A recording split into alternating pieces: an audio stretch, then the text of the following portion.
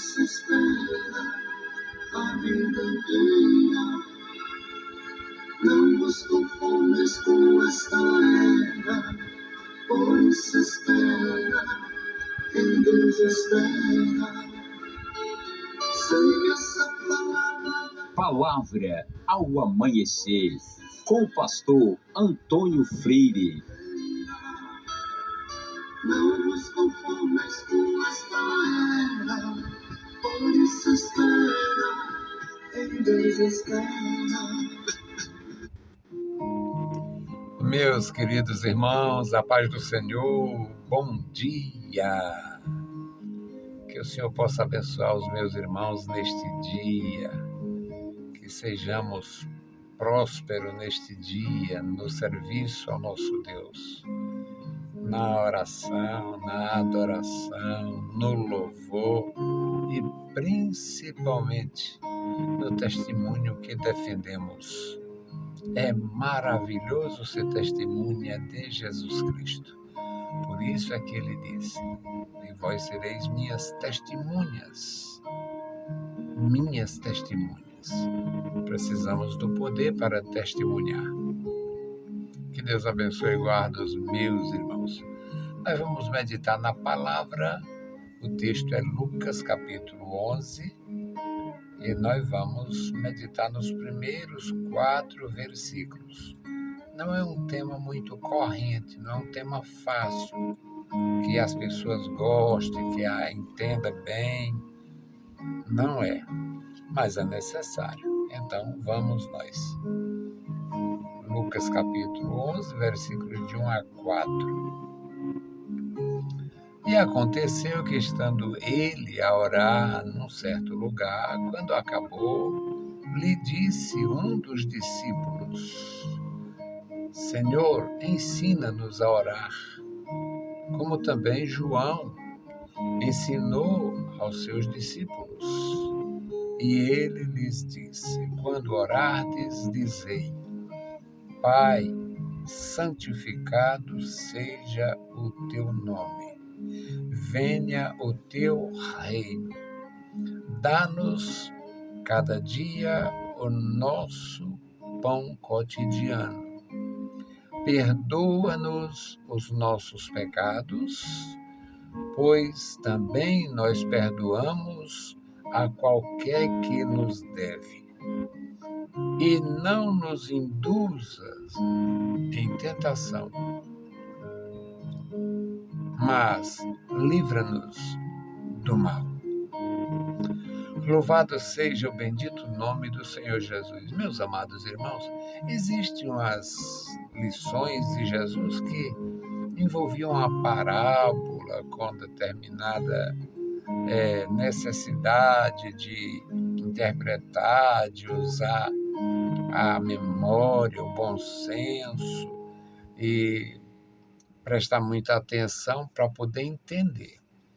Existe parábolas belíssimas, a parábola do semeador, maravilha. A parábola dos lavradores maus, uma maravilha. Mas é um texto longo que fala sobre os cuidados do dono da terra, fala sobre o arrendamento e fala sobre os resultados que o dono da propriedade esperava receber.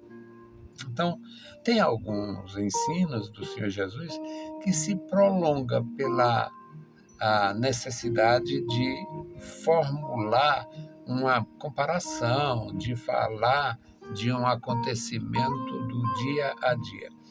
Neste pequeno texto, meus amados irmãos, os discípulos de Jesus devem ter sido despertados na sua atenção pela maneira como ele orava, o tempo que ele ficava. Jesus passava a noite toda em oração. Precisa muito assunto para você conversar com uma pessoa a noite toda. E isto você vendo, e você não vendo. O Senhor Jesus, será que ele tinha alguma visão mais profunda? Ele tinha visões dos céus enquanto orava? Não sabemos. A verdade é que o Senhor Jesus, ele passava a noite em oração. Ele passava muito tempo em oração. E é observando isto que os seus discípulos são despertados. Neste pequeno texto, a gente dá para entender assim. Aconteceu que, estando ele a orar num certo lugar, quando acabou, lhe disse um dos seus discípulos: Senhor, ensina-nos a orar. Como também João ensinou seus discípulos. É provável que este discípulo tenha observado que Jesus ficava muito tempo em oração. E este discípulo queria este privilégio, ele queria aprender. Então, é interessante que o pedido é um dos discípulos pedindo pelo grupo. E disse-lhe um dos seus discípulos: Senhor, ensina-nos. É maravilhoso esse texto, porque, na verdade, a nossa vida, a nossa vitória, as nossas conquistas espirituais é pela oração. Até mesmo algumas conquistas materiais têm que ser através da oração. Os que acreditam no seu taco, os que acreditam na sua experiência, os que acreditam na sua formação, seu preparo, podem ter tremenda desilusão se fizessem orar. Então, um discípulo pedindo pela igreja, pedindo pelos outros, disse-lhe um dos seus discípulos: Senhor, ensina-nos. Ensina a tua igreja a orar. Ensina-nos a orar, assim como João o Batista ensinou os seus discípulos a orar. Aí Jesus não contra-argumentou, não perguntou nada. Jesus disse: quando orardes, dizei: Pai, santificado seja o teu nome. Uma das coisas maravilhosas da nossa vida, a nossa ação, tudo o que você fizer, é fazer para a glória do Pai, santificando o Senhor, glorificando o Senhor, bendizendo o Senhor. E Jesus foi muito sucinto aqui.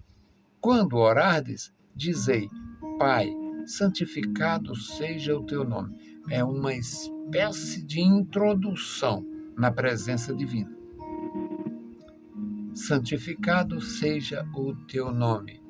E santificado seja o teu reino. Venha o teu reino.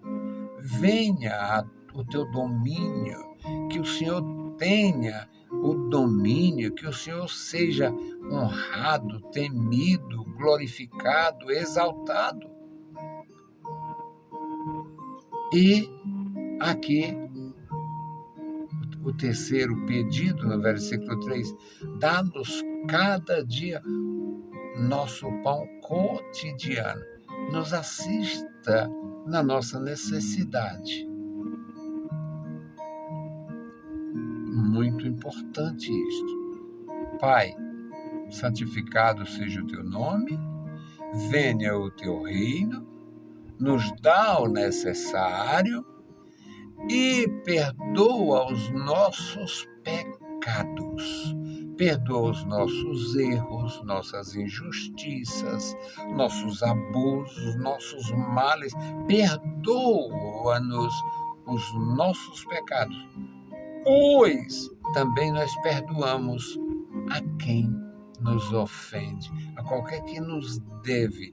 Aqui não envolve, não tem aqui, não é uma coisa tratando de uma dívida financeira.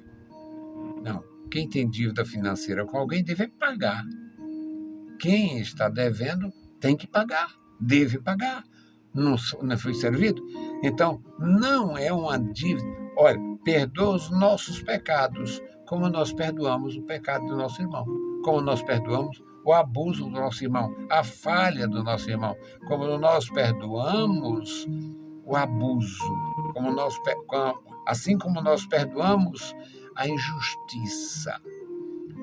Eu, meus amados irmãos, eu tenho facilidade de aprender a palavra.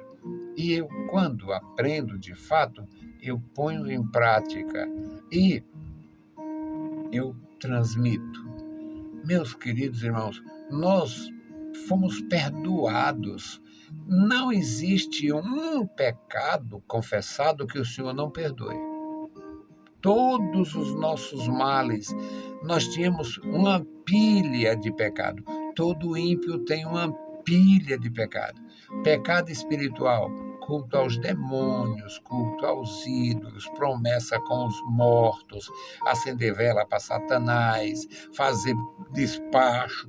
É pecado espiritual. Pecado espiritual. Adorar os demônios, invocar os anjos. Pecado espiritual. Invocar os anjos, invocar os mortos. Vai numa sessão falar com os demônios, ser enganado por Satanás, porque os mortos não baixam ali. Os mortos não se fazem presente naquele embuste. Ali é uma fraude cativante de Satanás. Então é um pecado espiritual invocar os demônios, invocar os ídolos, invocar os mortos. É um pecado espiritual. E tem o pecado carnal mesmo, que é a cobiça, a desonestidade, a promiscuidade, pecados carnais e pecados espirituais. E Deus não faz acepção de pecado. O pecado que o Senhor não perdoa é o pecado que você não confessa. O pecado que o Senhor não nos perdoa é o pecado que nós não confessamos. Por que a blasfêmia contra o Espírito Santo não tem perdão? Porque o Espírito Santo é quem nos aproxima de Deus para pedir o perdão. Quem afronta o Espírito Santo, quem peca contra o Espírito Santo, quem injuria o Espírito Santo, não tem como ser atraído à presença divina, não tem nem como crer. Então, neste pedido, perdoa os nossos pecados, perdoa os pecados que nós praticamos contra ti, como nós perdoamos os pecados, as falhas, os abusos, as injustiças daqueles que fazem contra nós. Perdoa-nos os nossos pecados, como nós perdoamos os dos outros. Como nós perdoamos a qualquer que nos ofende. Dever aqui não tem nada a ver com uma dívida pecuniária, com dinheiro, com bens materiais. Isso aqui é o equivalente ao pecado. Ou seja, eu pequei contra Deus, Deus me perdoa e eu fiquei feliz, reconciliado com Deus. Alguém me ofende e eu não perdoo. Então é isto. Jesus foi mais prático do que nas muitas outras lições. Quando orar, dizei: Pai, santificado seja o teu nome, venha o teu reino, cada dia nos dá o pão cotidiano e perdoa os nossos pecados, porque nós não acumulamos o pecado dos outros. Nós não nos negamos a perdoar aquele irmão abusivo, aquela pessoa que nos ofende criticando, ofende fofocando, ofende mentindo, ofende de alguma forma que nos entristeça. Mas, já que nós recebemos o perdão do Senhor, nós oferecemos o perdão por sermos perdoados. Que Deus abençoe os meus amados irmãos. E outra, no final ele diz: não nos conduzam, não nos induzam à tentação, porque algumas pessoas são tentadas. O Senhor sabe a estrutura do seu servo e permite que o servo seja tentado. E nessas tentações muitos sofrem. Muitos sofrem. O caso do Jó é clássico. O Jó não sabia que havia ali uma tremenda disputa, Satanás querendo que ele fosse derrotado e o Senhor dando vigor e graça. Então, meus amados, que o Senhor não nos deixe ser tentado, porque mesmo Ele nos dando escape, com a tentação vem alguma provação, algum sofrimento. Que Deus abençoe os meus queridos irmãos. E hoje nós vamos fazer a nossa intercessão pela irmã Maria Ferreira e pela sua família, o seu lar. Orar por eles.